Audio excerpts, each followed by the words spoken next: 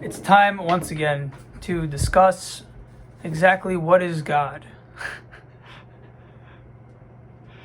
Now I'm smiling because I do this every couple months, as if like something has changed. But then people, they don't understand what I say, and the question itself always changes, or the answer to the question changes, simply because the one who is God is the one listening and the one speaking. So if you're telling me that I'm closed-minded for saying that God is both relative and objective, that is, quite frankly, wrong. It's the truth that God is both you and me. So let's just get into this. First things first, I have had encounters with God. I say this every time.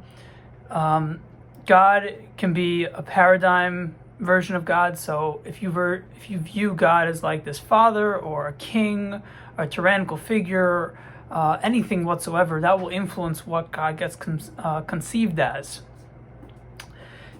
If you don't believe in God, there's a higher likelihood that at most you'll come across something that is a representation of love that doesn't really have a personality except to be of benefit to the one who it's speaking to.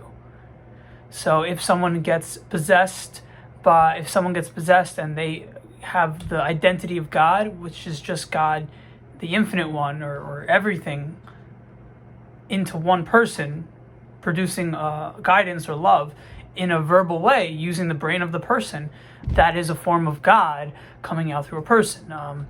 Is the person God? Is he? No, sometimes he has a different character or personality, but underneath or externally, internally, it's God was always there. It just takes a person to kind of speak through. So you can come across God in a possession, and when that happens, is that the God of what? What does that mean? What is that God? That's the whole thing. So the way you can the encounter of that particular God might be what we would call an Ishvara. We have in our minds, whether it's consciously or subconsciously or unconsciously, whatever description you want to give, we have a belief system that already exists. That's what you could say, and therefore you can't escape this truth of like a highest pantheon figure that's always the elite. Or you can say that this God, or even the way the Ishvara functions, is actually what we would understand as all of us. And so it is true to say that is God. And there are different angles. But when someone comes across God, you have to assume that something's going on here that requires you to investigate into the nature of human psychology, the nature of reality, the nature of psychosis and neuroses, or any variation of overlap between what you would consider spiritual or the psychological. Does it prove that God doesn't exist or exists?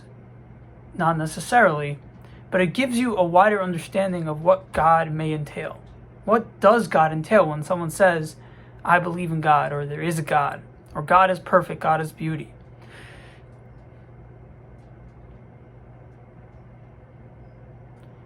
The funniest thing is that people want to believe that God is good and not bad.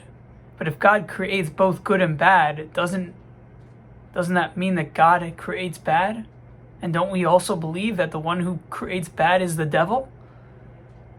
So some theologies want to say that God creates bad so that bad can test good, and they project all their paradigms onto the world.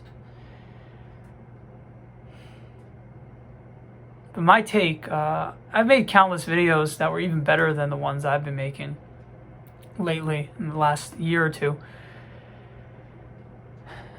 That my belief system, and I call it a belief system because I'm not closed-minded, as some comments from this guy named Motich, and he believes is that God is literally an ever-changing entity. The same way you're not the same from day to day is the same way God is not the same from day to day. because God is with you. God is you. So you're changing and God's changing. So to say you have to stay the same the whole time, there's an ideal level of perfection, that's where the problems come in. God is not never changing, except that he's always changing. And that's reality. Reality is always changing, and that's the only constant, that it's always changing. There's some different variation that never existed and never will exist again. That is the nature of God. But the wholeness of God, yes, that's never changing. It's always going to be that way, ever changing. You can comment on it forever. You can describe it with different methods, different analogies forever. You can have different intellectual, philosophical discussions or debates forever because of the complexity and diversity of the subject, as well as the fact that the speaker is the one who is the God that he refuses to accept. And when you have a paradox of the speaker and the listener being both God and not knowing it, you're going to talk forever. It's like an atomic bomb, you know. When it breaks apart, it just keeps magnifying its energy, because the one inside knows that it's not fully true to say that you're not God. But the one inside also, a part of you who is of flesh and blood, says, I'm not God.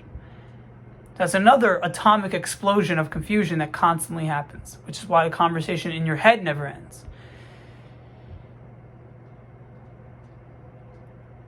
And then you can come into contact with God, but God in a body or in some kind of framework, the body of the universe, is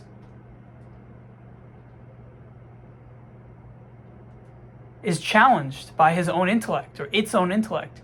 And so if you say to God, you're not God, I'm God, or even we're both God, he has to have a compartmentalization process so that previous paradigms don't interfere with his ability to not believe that you're arrogant. And a lot of times when you're encountering God, it's coming from a lower grade of thinking. If you come across Krishna, that's a different discussion, because they already come in with so many lofty understandings of the nature of God. If you read the Bhagavad Gita, there's no way you can read this and say that this isn't the real God, or this isn't what the nature of reality is. If you're smart and intelligent and open-minded, you say, okay, I get this. I get what this is saying. I get why he's saying this, why God is saying this, Krishna is saying this. And then the God of the Bible is also saying this. And it's just a different lens based on paradigm.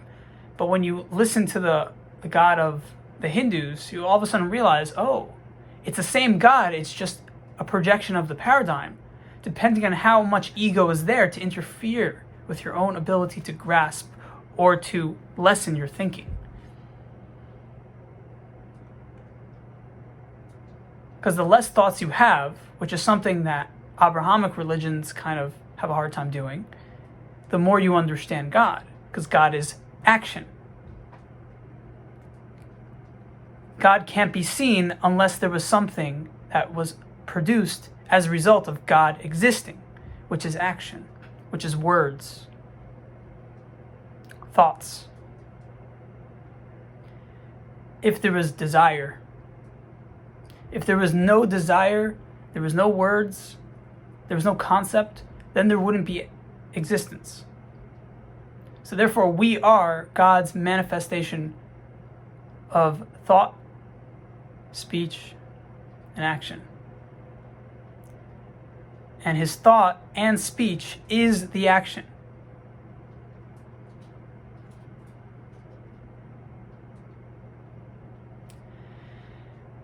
So that's God.